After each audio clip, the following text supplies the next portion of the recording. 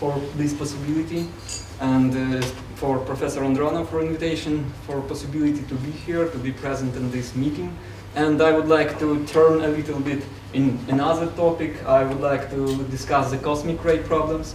And namely, this part of work was done with my colleagues from Ukraine, from Kyiv Astronomical Observatory and Chernihiv National University. And the problem, in few words, is can it be Centaurus A as a source of cosmic ray, especially high energy cosmic rays?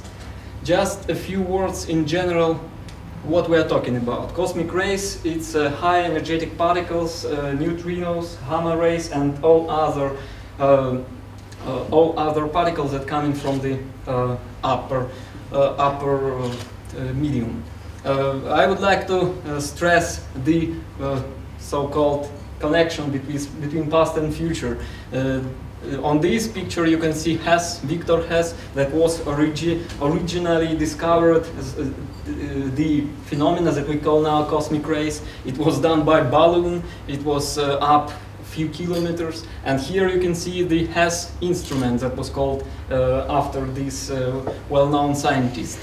So this instrument and this is not comparable, so it's a huge step just in a few thousand years. What we are studying,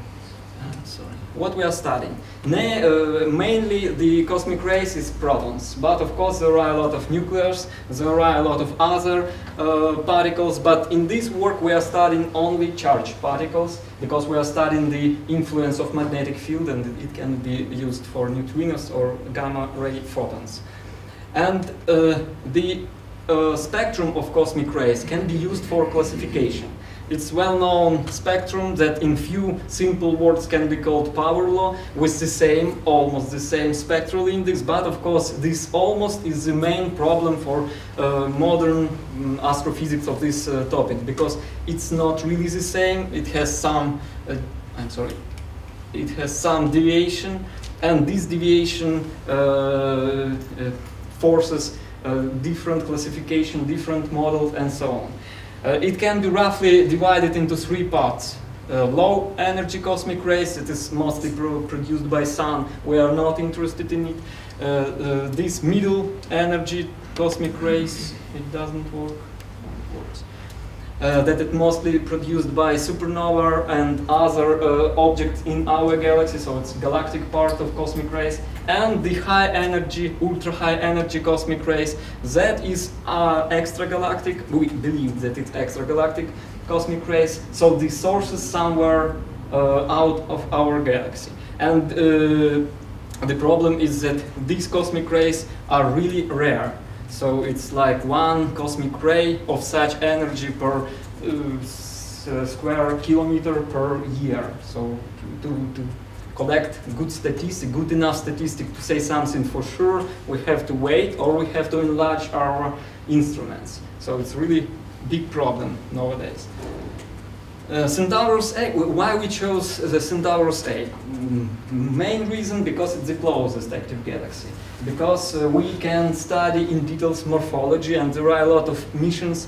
This picture is combined from several missions starting from radio to a very high energy X-ray astronomy. So this picture can not just point the source of the position of this AGN, but the morphology can be studied, because due to modern theoretical works there are a lot of discussions, there are a lot of speculations what is the exact region of acceleration. Maybe it's lobes with shocks, maybe it's hot spots, that is the point where jet is terminated and spread out into intergalactic medium. Maybe it's not within jet, maybe it's borders of jet. So huge, a lot of numbers, a lot of models, and the closest object usually is the best one because of good morphology for this object. What we used as an experimental data. We used data from well-known Auger observatory, and we used public data. Here you can see two objects, green objects and black objects.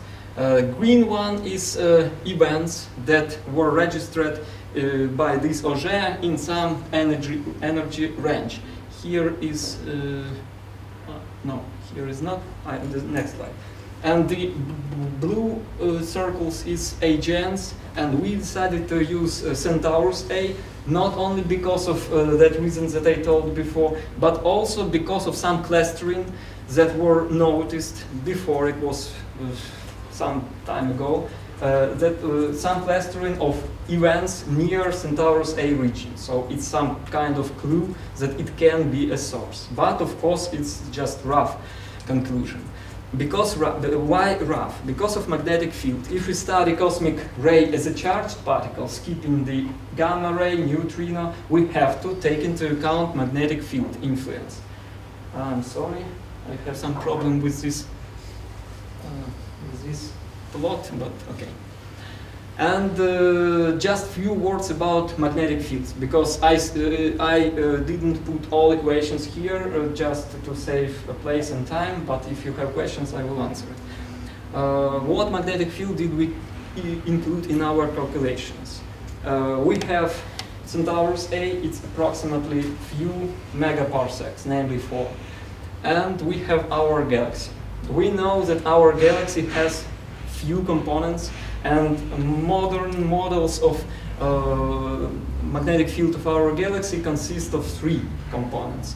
It is disk component that is usually follows all matter structures or matter morphology. So it follows spiral arms, bar, and so on. It has toroidal component, and it has poloidal component that can be simply modeled like a dipole perpendicular to the disk. So there are few modern models, because there are more models, but we didn't consider older one.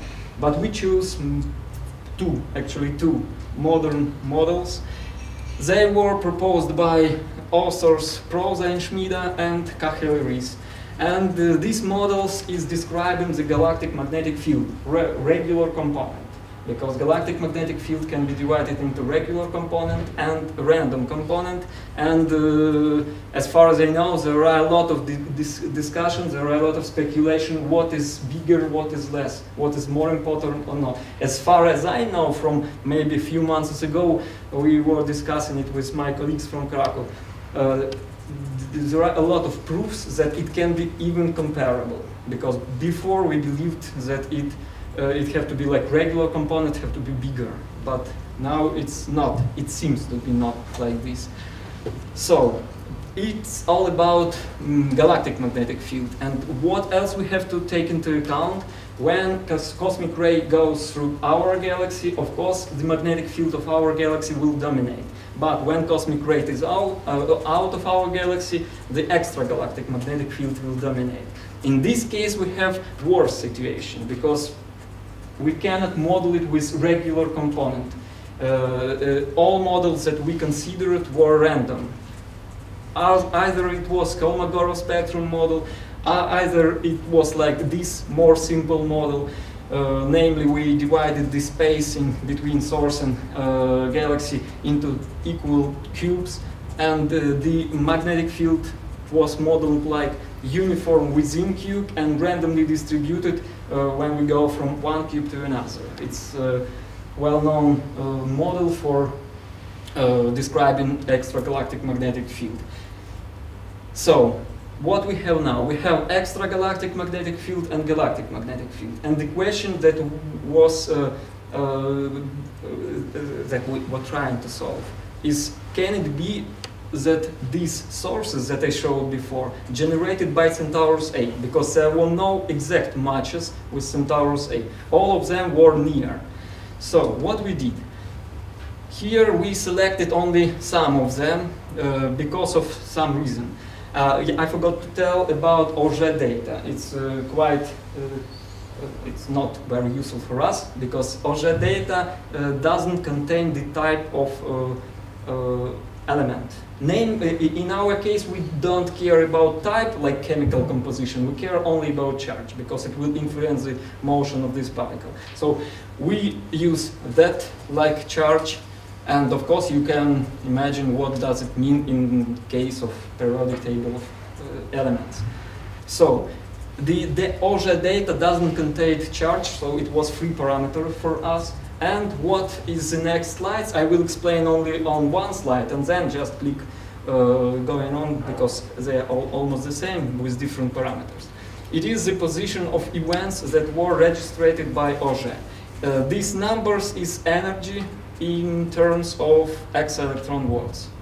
So if this position was initiated by proton, the source should be located here. And the same for other elements. This line shows the trend. So if it goes to this, it's not real physical line. And the same was done for helium, and so on, so on. One good conclusion that can be done just from these images, that we have trend. It's not randomly distributed from one charge to another. We have trend. So a magnetic field moves, shifts all these elements to some position. And just from this result, we can make a conclusion that some elements have, let's say, good trend, because this element moves towards Centaurus A. So we can assume that if it will have bigger Z, I should remind that we don't know that, unfortunately. We have only position and energy. And so on, we modeled it up to iron, up to 26. Up to 26. It was done just for regular magnetic field. I'm sorry, it works slow.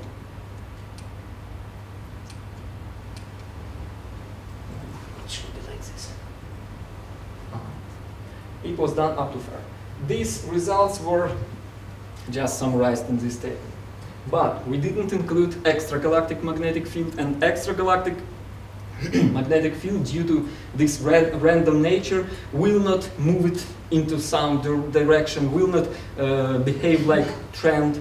It will behave like diffuse. So we cannot say exactly, we have to do Monte Carlo simulation. But we can use diffuse theory, we can model it like diffuse motion, and we can just we can just put some circle that will include all possible position of these sources.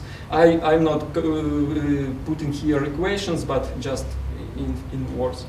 So the same results, but with taking into account the extragalactic magnetic field. Of course, the extragalactic magnetic field helps us, because it takes more region, and of course we can conclude about better correlation. The same calculations was done for extragalactic magnetic field, and it should be up to 26. Sorry, it works slow. So what we can make,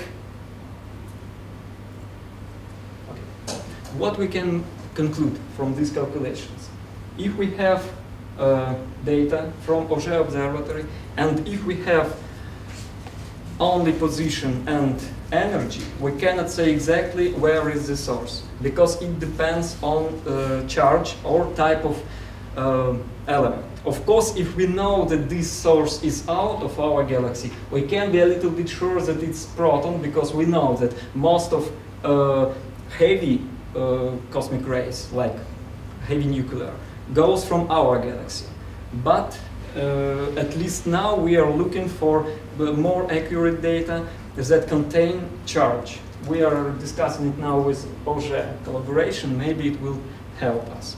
And of course, we made a not very good conclusion for us, because in this work we study only two models of magnetic field, and these models give different results. In this case, it was not so different, but this work was started 2 years ago, and now I'm presenting only the two models. But now we are continuing this work. Now we checked two more models, and the result is more different.